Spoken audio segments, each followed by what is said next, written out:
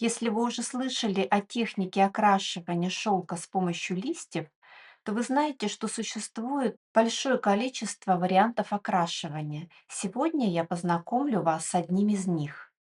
Для этого нам потребуется натуральный шелк белого цвета и свежие листья.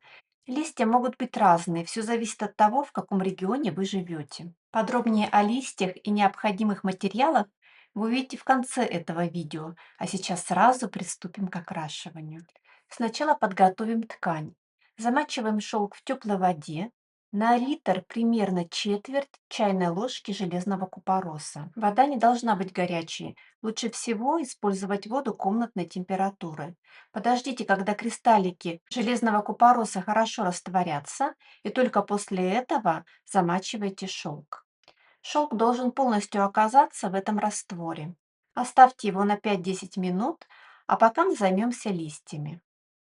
Мы заливаем их горячей водой примерно 80 градусов. И здесь есть важный момент. Именно горячие листья дают более четкие, более насыщенные и при этом более светлые отпечатки. Отжимаем шелк, раскладываем его на столе и начинаем композицию. На столе у меня лежит прозрачный пластик, поэтому я его ничем не закрываю. Работаем в центральной части полотна. Листья выкладываем, чередуя сторону. На шелк кладем то гладкой стороной листа, то стороной с прожилками.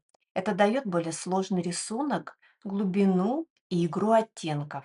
Сначала я раскладываю клен, затем добавляю дюрин. Он дает более характерный графичный оттенок. Дальше эвкалипт. Если листья плотные, их лучше нарезать ножницами, так они быстрее и активнее отдают цвет. Особенно это важно для плотных сортов эвкалипта. Если у вас нет возможности собрать эвкалипт, его можно купить в цветочных магазинах. Одна ветка, и у вас уже достаточно материала для работы. Также я добавляю листья ивы. Они дают мягкие, вытянутые линии и интересную графику, которая связывает композицию. Когда вся раскладка готова, накрываем ее шелком. Листья оказываются внутри, между слоями, как будто бы мы запечатываем рисунок. Далее берем пищевую пленку, придерживая одной рукой, растягиваем ее и накрываем весь шелк. Нам нужно, чтобы шелк был покрыт пленкой полностью. Теперь нам нужно свернуть нашу работу так, чтобы она поместилась на трубу. Но очень важный момент. При сворачивании шелк не должен соприкасаться с шелком. Между ними должна быть проложена обязательно пищевая пленка. Когда вы ее закрываете, то делайте нахлест примерно 1 сантиметр каждого ряда, тогда пленка не будет сдвигаться. Сейчас снова сворачиваем, и этот участок снова накрываем пищевой пленкой.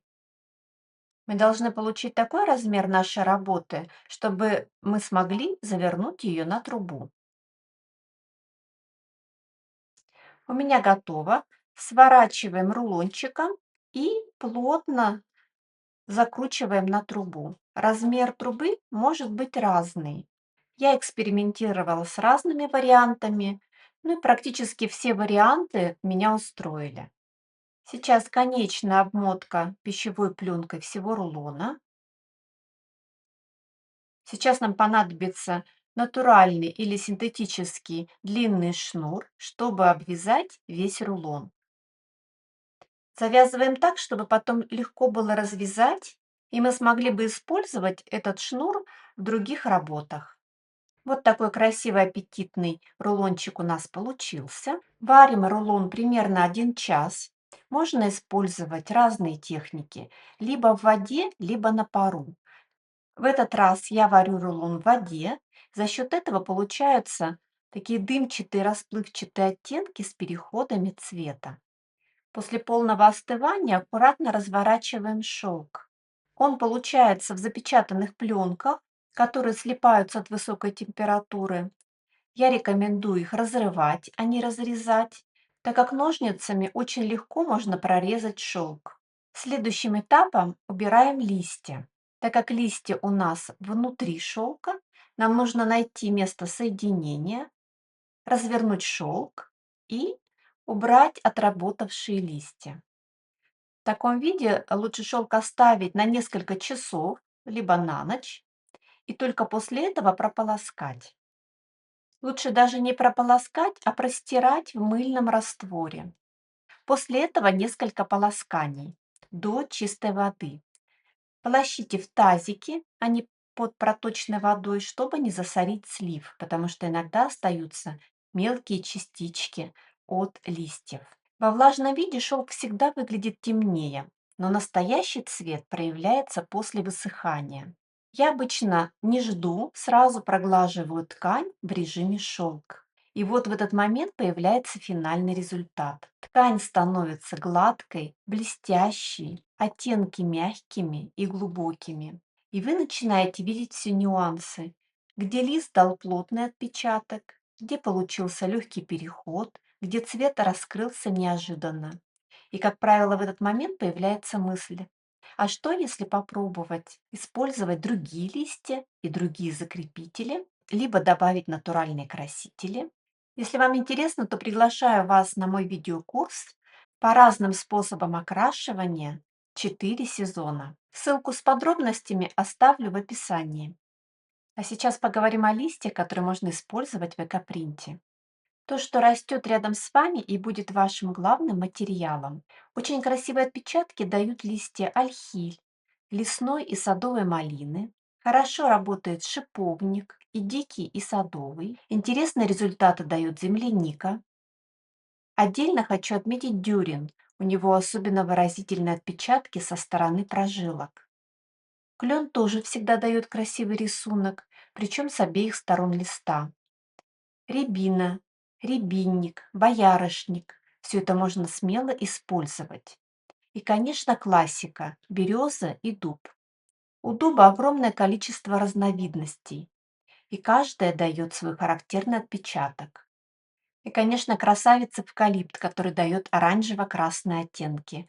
Если в вашем регионе он не растет, его можно купить в цветочном магазине. Теперь подготовим все необходимое.